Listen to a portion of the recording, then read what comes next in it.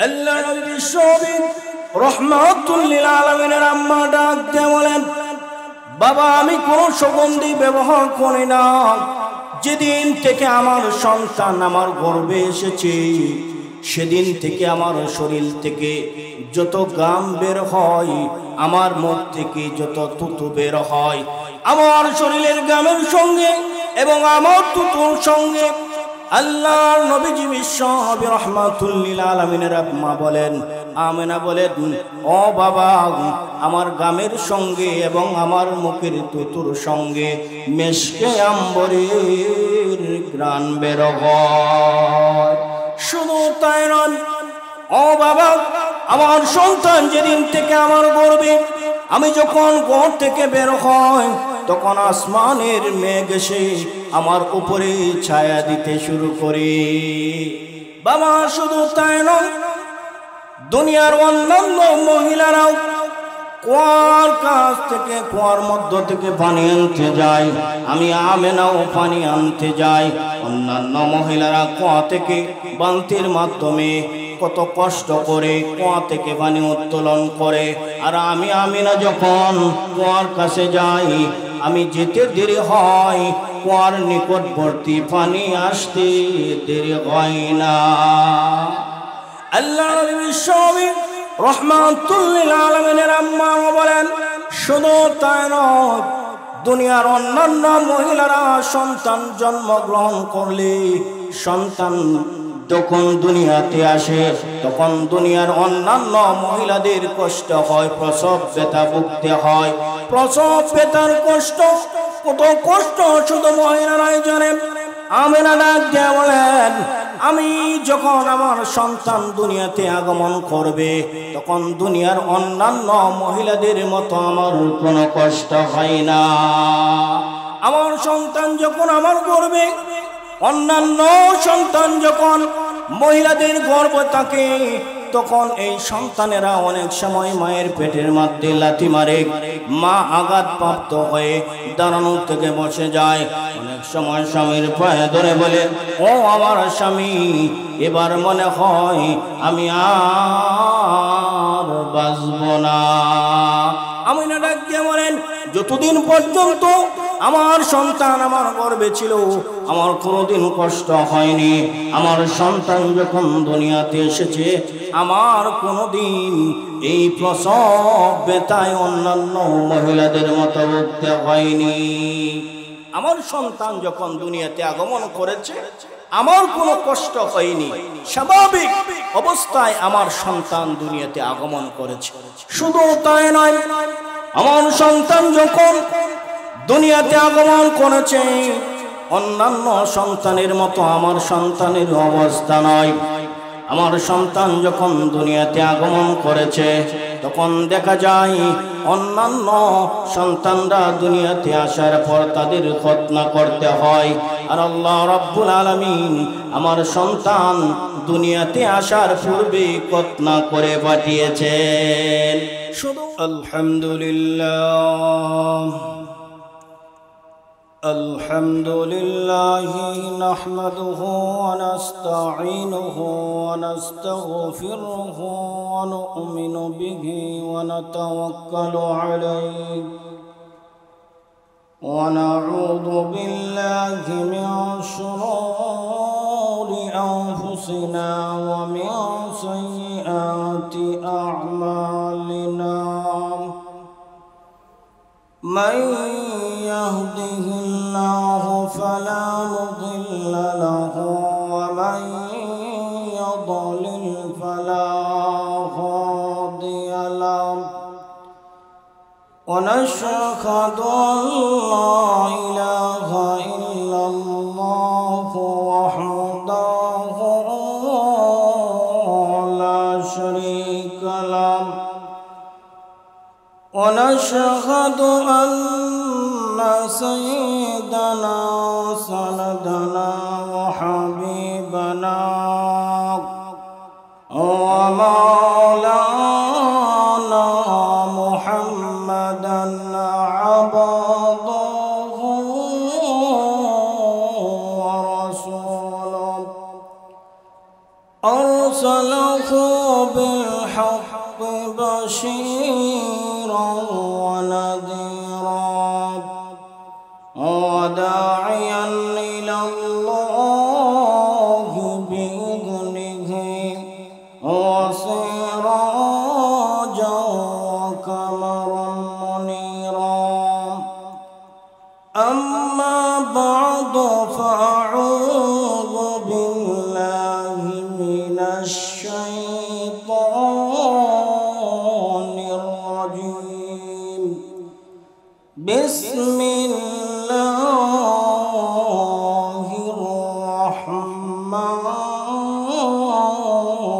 الرحيم وإنك لعلى خلق عظيم قال النبي صلى الله عليه وسلم أنا خاتم النبيين لا نبي بعدي أو كما قال عليه الصلاة والسلام صلى الله على سيدنا ومولانا محمد وعلى آله وأصحابه وسلم رغى मेरे مسكن हवाले काबा बने मेरे मदफन दियार मदीना बलगल उला बिकमालिह कशफत तुजा बिजमालिह हसनत जमीअ खिसालिह सल्लल्लाहु अलैहि वआलिहि।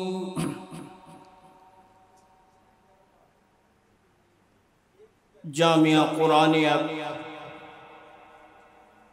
সিলেটের উদ্যোগে 2 দিন ব্যাপী ওয়াজ মাহফিলের দ্বিতীয় দিনের দ্বিতীয় অধিবেশনের সম্মানিত সভাপতি সাহেব, উপস্থিত হযরত উলামায়ে কেরাম, মুরব্বিয়ানে কেরাম, যুবক ভাইয়েরা, পর্দার আড়ালে অবস্থানরত আমার সম্মানিতা মা ও বোনেরা, সর্বপ্রথম মহান রব্বে কাবার দরবারে শুকরিয়া জ্ঞাপন করছি, যিনি আমাদেরকে দয়া করে, মায়া করে, স্নেহ করে, ভালোবেসে এই মুবারক মাহফিলে আসার বসা তৌফিক দিয়েছেন। এজন্য মহান রবের দরবারে কালিমাতুশ শুকর আদায় করে সকলেই বলি আলহামদুলিল্লাহ।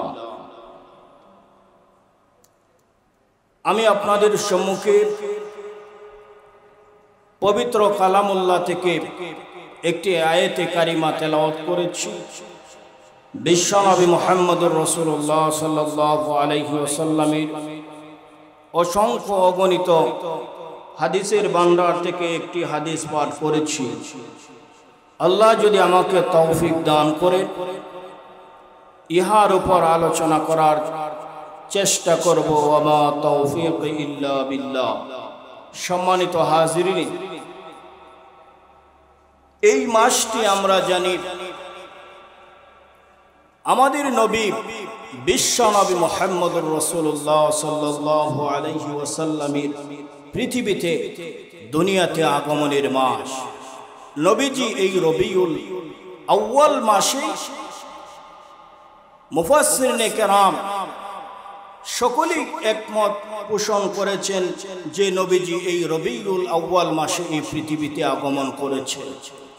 নবীজি যেহেতু এই রবিউল মাসে আগমন করেছেন, এই জন্যই আমাদের উচিত হচ্ছে নবী সম্পর্কে জানা, নবী সম্পর্কে বুঝা। আল্লাহ রাব্বুল আলামিন এই পৃথিবীতে যত মখলুকাত সৃষ্টি করেছে, এই সমস্ত মখলুকাত থেকে সেরা সুন্দর করে আল্লাহ তাআলা আপনার আমার নবীকে এই দুনিয়াতে পাঠিয়েছে। নবী করিম সাল্লাল্লাহু আলাইহি ওয়াসাল্লাম যেদিন থেকে মায়ের গর্ভে, সেদিন থেকে অলৌকিক ঘটনা আরম্ভ হতে লাগলো, নবীজির মুআজিজা আরম্ভ হতে শুরু করেছে। সকলে বলে সুবহানাল্লাহ।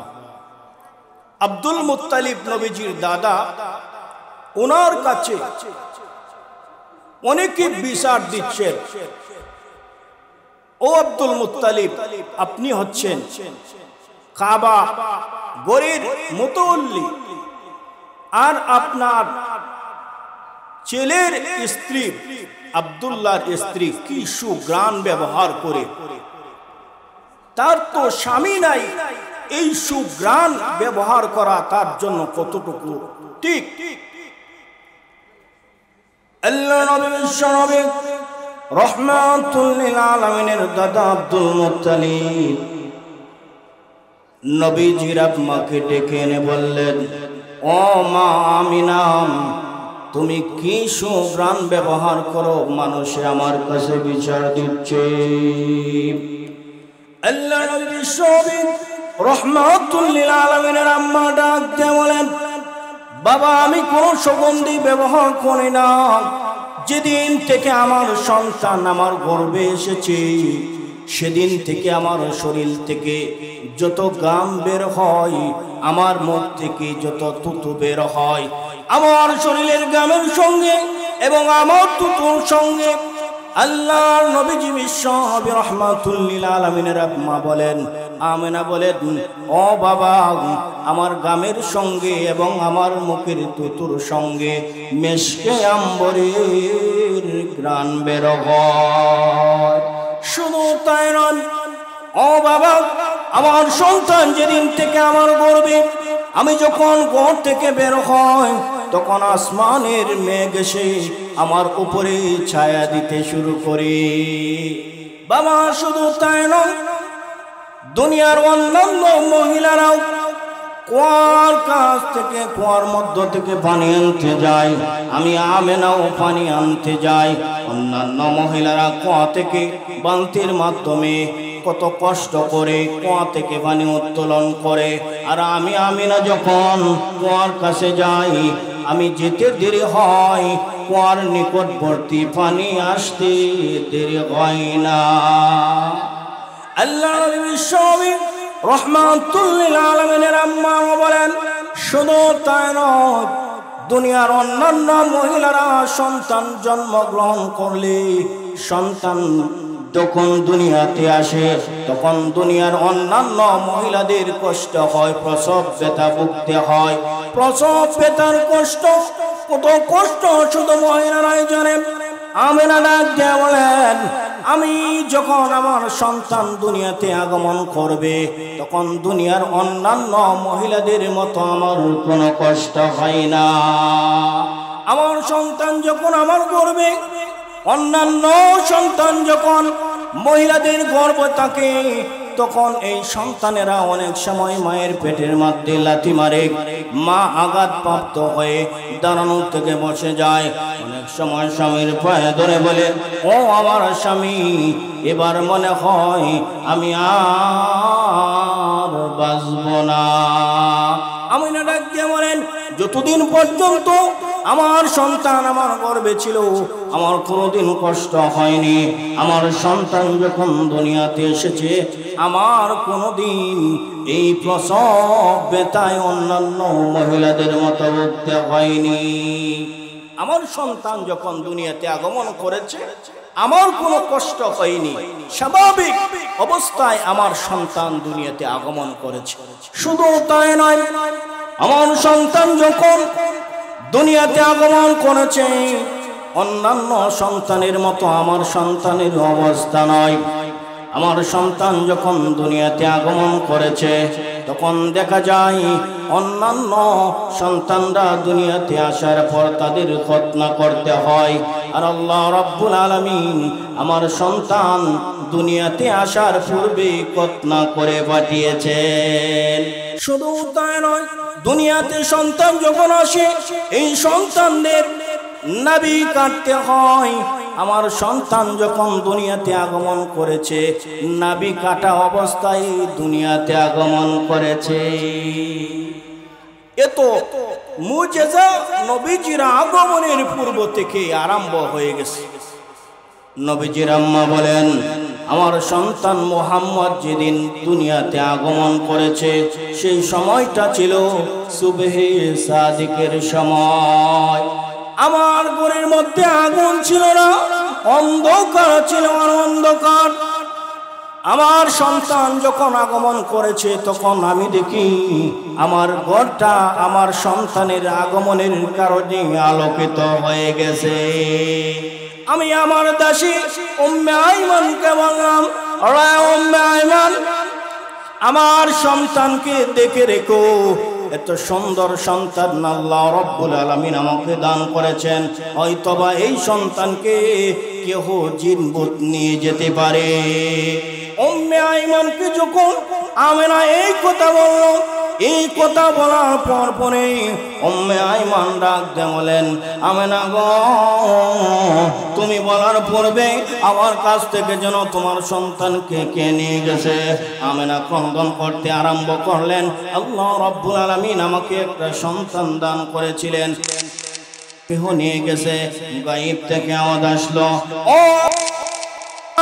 তোমার এই সন্তান দুনিয়ার অন্যান্য সন্তানদের মতো নয়। তোমার এই সন্তান সারা দুনিয়ার সন্তানদের শ্রেষ্ঠ থেকে সন্তানদের চেয়ে শ্রেষ্ঠ সন্তান। ও মেরাম, দুনিয়ার সমস্ত মখলুকাত আমি আল্লাহ রাব্বুল আলামিনের কাছে আবেদন করেছে একবার দেখার জন্য, আমার বন্ধুকে দেখার জন্য। আমি আল্লাহ রাব্বুল আলামিন ফেরেশতাদের মাধ্যমে আমি আমার বন্ধুকে পাঠিয়ে দিয়েছি পূর্ব দিক থেকে পশ্চিম দিক পর্যন্ত তাম পৃথিবীর সমস্ত মখলুকাত যাতে করে আমার বন্ধুকে এক নজর দেখতে পারে, এই জন্য আমি পাঠিয়ে দিয়েছি। ও আমেনা, তুমি চিন্তা করেও না, কিছুক্ষণের পর আবার তোমার সন্তানকে তোমার কোলে পৌঁছায় দেওয়া হবে। কিছুক্ষণ পর দেখা যায় আল্লাহর নবী বিশ্ব নবী রাহমাতুল লিল আলামিনকে নবীজির আম্মার কাছে পৌঁছিয়ে দেওয়া হয়েছে। নবীজির আম্মা বলেন যে আমার সন্তান পৃথিবীর অন্যান্য সন্তানদের মতো নয়। যখন হালিমাতুস সাদিয়া রাদিয়াল্লাহু তাআলা আনহার কাছে নবীজিকে দিয়েছিলেন দুধ পান করানোর জন্য, যেদিন নবীজিকে হালিমাতুস সাদিয়া নবীজির আম্মার কাছে এনে দিলেন, ও আমেনা, তোমার সন্তানকে তুমি রাখো। তোমার সন্তানকে আমাকে 2 বছরের জন্য দিয়েছিলে, 2 বছর শেষ হয়েছে, এখন আবার তোমার সন্তানকে আমাকে দিয়ে দাও। মরুভূমির এলাকায় যদি থাকে সেখানে হৃষ্ট পুষ্ট হবে, তার স্বাস্থ্য ভালো হবে, আমার সঙ্গে আবার দিয়ে দাও। তখন আমেনা হালিমাতুস সাদিয়ার কাছে আবার দিয়ে দিলেন। নবীজির যখন 4 থেকে 5 বছর হয়, সিনাসাক হয়েছিল, ভক্ষ বিদীর্ণ হয়েছিল, এই অবস্থাকে ভয় পেয়ে হালিমাতুস সাদিয়া আবার নবীজির আম্মার কাছে দিয়ে দিলেন যে তোমার এই সন্তান আমানতদার এক সন্তান, বরকতপূর্ণ এক শিশু, রহমত তোমার সন্তান, এই রাহমাতাল লিল আলামিন, এই বরকতপূর্ণ সন্তানকে তোমার কাছে রেখে দাও।